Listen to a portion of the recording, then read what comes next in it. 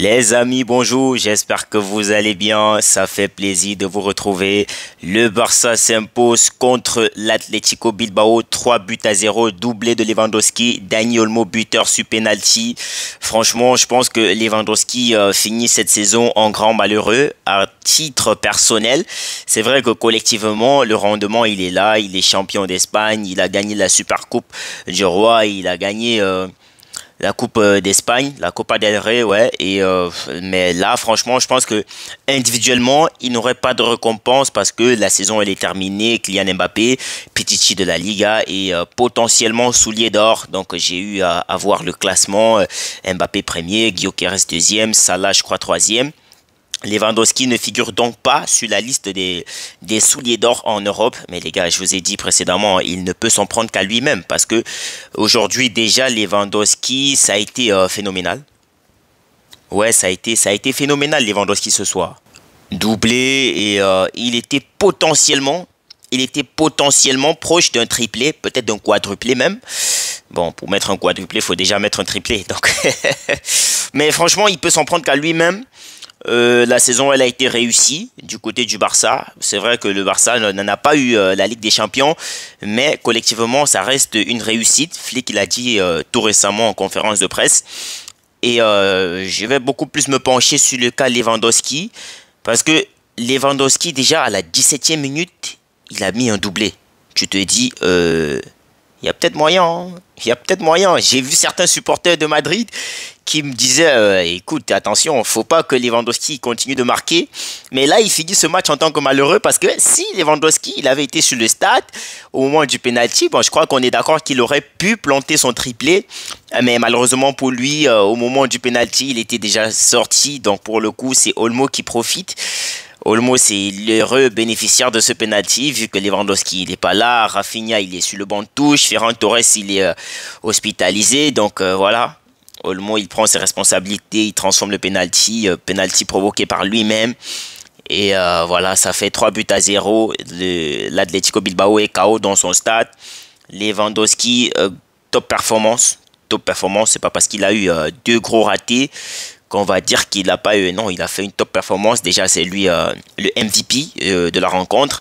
Et Lewandowski, ce soir, il a marqué son centième but avec le Barça. Donc, au vu de son doublé, ça va faire 101 buts. Et stat vraiment impressionnante. Lewandowski, il a marqué plus de 100 buts dans 3 clubs. Avec le Borussia Dortmund, il a marqué 103 buts. Avec le Barça, actuellement, il a 101. Et avec le Bayern de Munich, il a marqué plus de 300. Ouais, plus de 300 buts. Il a mis tellement au Bayern de Munich. Donc, franchement, je ne peux que féliciter Lewandowski pour son travail acharné, pour sa persévérance, pour sa longévité, pour le fait d'être combatif. Parce que là, on a vu que clairement, les buts qu'il a marqués aujourd'hui, ça a été franchement le premier but. Déjà, moi, je ne m'attendais pas. Parce que quand je regarde Unai Simon qui fait sa sortie, je me dis, ah, Lewandowski va passer à côté. Mais là, c'est en ce moment qu'il me surprend avec ce lob. Et là, franchement, je me dis, ah ouais, là, on a retrouvé quasiment le Lewandowski du Bayern de Munich. On a retrouvé ce Lewandowski avec cet instinct de buteur. Parce que là, franchement, très peu d'attaquants te marquent sur cette action-là. Ouais, je sais, les gens, ils vont me dire, ouais, c'est un face-à-face. Oui, c'est un face-à-face. Mais là, tu as le gardien qui sort. En fait, il sort pour t'empêcher de trouver l'angle sur lequel tu dois exécuter ton tir. Mais là, ce qu'il fait, c'est très intelligent. Et les gars, devant le but, tu n'as pas le temps de réfléchir. C'est une fraction de seconde. Si tu n'agis pas à l'instant T, c'est fini. Non, Lewandowski, franchement, je peux que féliciter. Le deuxième but, il est arrivé, je ne sais même pas à quel moment. Déjà, je vois on siffle un hors-jeu de l'autre côté pour le Barça parce qu'il y a le joueur d'Atlético Bilbao qui est en position de hors-jeu. De l'autre côté, une fois que le ralenti revient, je vois le but. Je me dis, mais qu'est-ce qui se passe et tout. Je me suis dit que c'était un own goal. Mais après ralenti, j'ai vu qu'en fait, Lewandowski venait de planter son doublé. Je me suis dit, j'étais personnellement motivé à l'idée que Lewandowski, il fasse un triplé, un quadruplé peut-être. Mais les gars, faut revenir à la réalité, il pouvait pas. Il pouvait pas.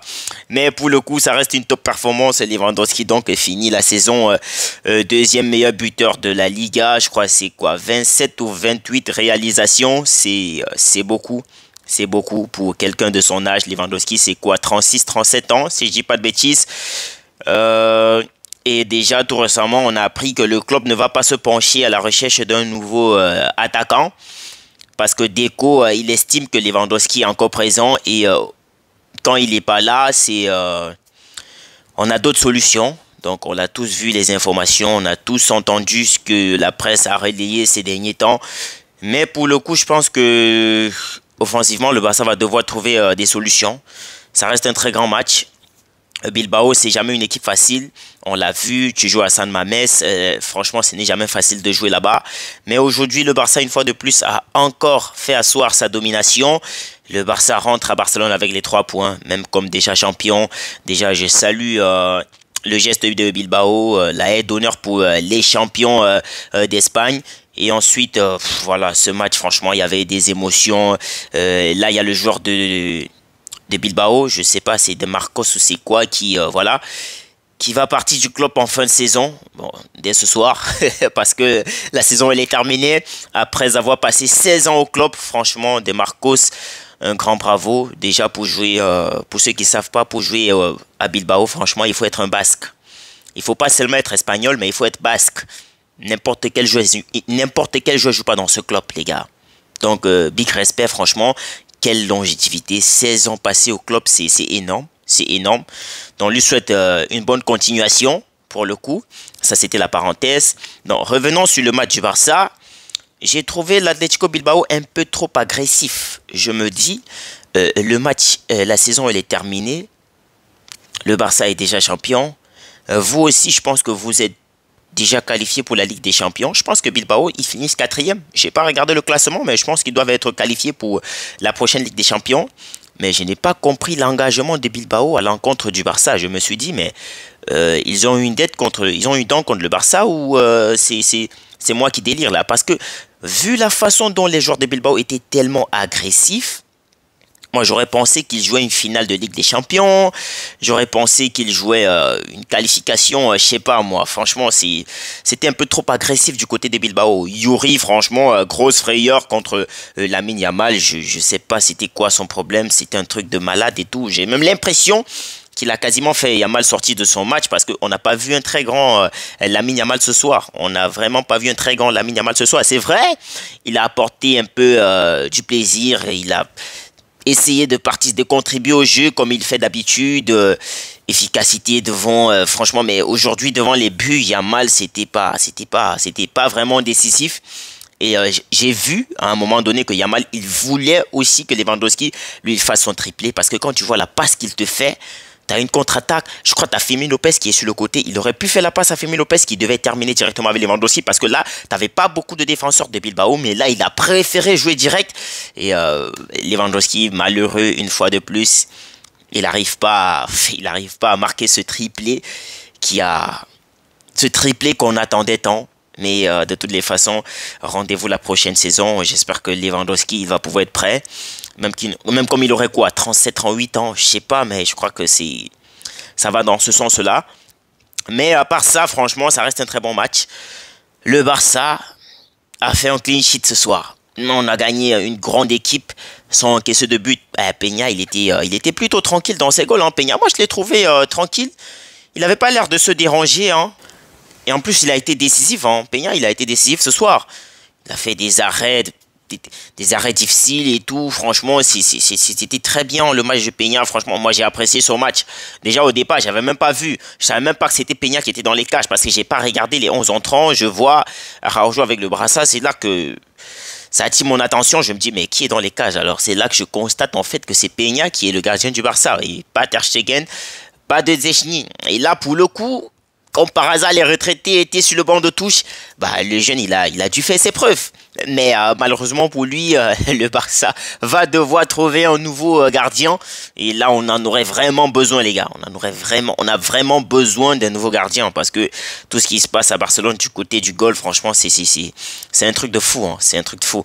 Donc, Pedri, on ne peut pas faire des vidéos, franchement, sans parler de la prestation de Pedri, les gars. Il n'est pas seul.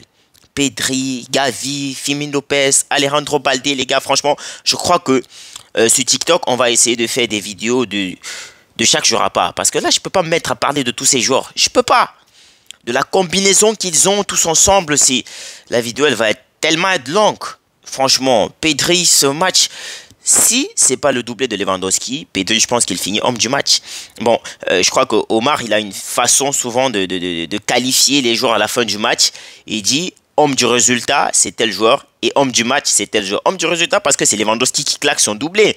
Donc, forcément, il doit peut-être être homme du match, parce que oui, après lui, t'as pas un autre joueur qui a fait un exploit, qui a réalisé un match aussi XXL, donc pour le coup, Lewandowski, normalement, il est homme du résultat, mais l'homme du match, c'est Pedri, les gars, c'est Pedri qui organise tout commence par Pedri. Regardez comment il a cette facilité à faire jouer ses coéquipiers, cette lecture du jeu, cette capacité d'élimination aussi facilement, franchement, le football de Pedri, c'est trop le football à Iniesta. C'est trop similaire. Mais regardez comment Pedri, balle au pied, c'est comme s'il joue contre des U14. C'est trop facile. Tellement facile, Pedri. Non, moi, je pense que si Lewandowski, c'est pas son doublé, Pedri, c'est l'homme du match. Hein. Sans contestation. Sans contestation. Parce que ce qu'il fait ce soir, Pedri, franchement, c'est à féliciter. C'est à féliciter. Alejandro Baldé, les gars, franchement, jusqu'à nos jours, je continue de pleurer l'absence de Baldé contre l'Inter de Milan. Je me dis, si Baldé il avait été présent, ne serait-ce qu'au match retour face à l'Inter de Milan, le Barça serait actuellement en train de se préparer pour aller à Munich pour jouer cette finale de Ligue des Champions, les amis. Mais on n'a pas eu de chance. On n'a pas eu de chance. Les gars, si Baldé il n'est pas appelé en sélection espagnole, je crois qu'il faut lancer une pétition. Eh les gars, c'est pas possible. C'est pas possible. Mais comment... Quel joueur Baldé? Quel joueur? Quel joueur? Quelle facilité d'élimination?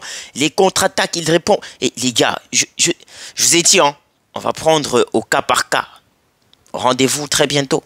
Là, je ne peux pas me mettre à parler de tous ces gars. Gavi, ce gars, franchement, les gars, il est sous-coté. Gavi, il est sous-coté.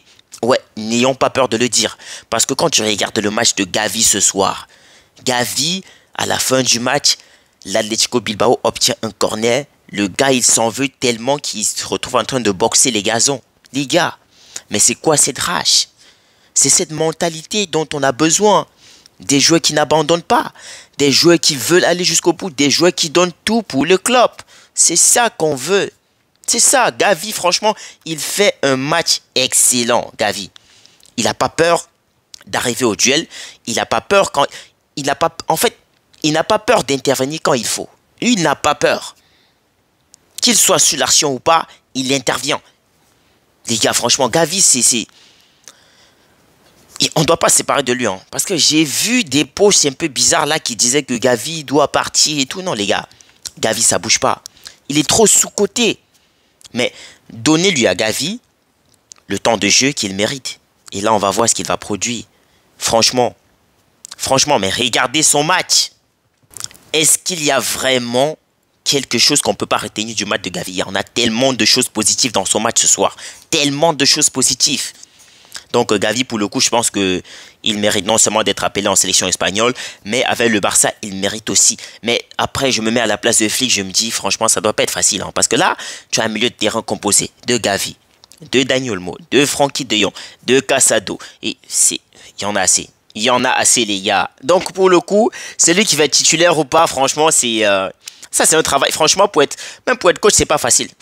Ça, franchement, je vous garantis, ce n'est pas facile du tout. Donc, pour le coup, très bon match du Barça. Rafinha, bon, il n'a pas été au grand rendez-vous, le Rafinha qu'on a vu au courant de la saison. Mais pour le coup, je pense que ce match n'avait pas tellement d'importance pour le Barça. Donc, Flick, il aurait pu faire jouer les joueurs qui jouent presque pas. Pablo Torre, bien évidemment, Pau Victor, Ansu Fati. Il aurait pu faire jouer ceux-là. Je sais pas pourquoi il n'a pas voulu les aligner, mais bon. Après, voilà, c'était déjà fini. Le match est fini. La saison, elle est terminée. Le Barça va maintenant se reposer. Je crois que ceux qui vont aller avec la sélection espagnole pour la Ligue des Nations iront. Les autres, ils vont devoir rester à Barcelone ou prendre quelques petits jours de congé parce que le Barça participe pas à la Coupe du Monde des clubs. Donc, pour le coup, ça fait un bon temps de préparation. Donc, les amis, on va s'arrêter ici pour le moment. On va se retrouver après avec des petites vidéos sur TikTok et tout. Les shorts sur YouTube, vous connaissez comment ça se passe.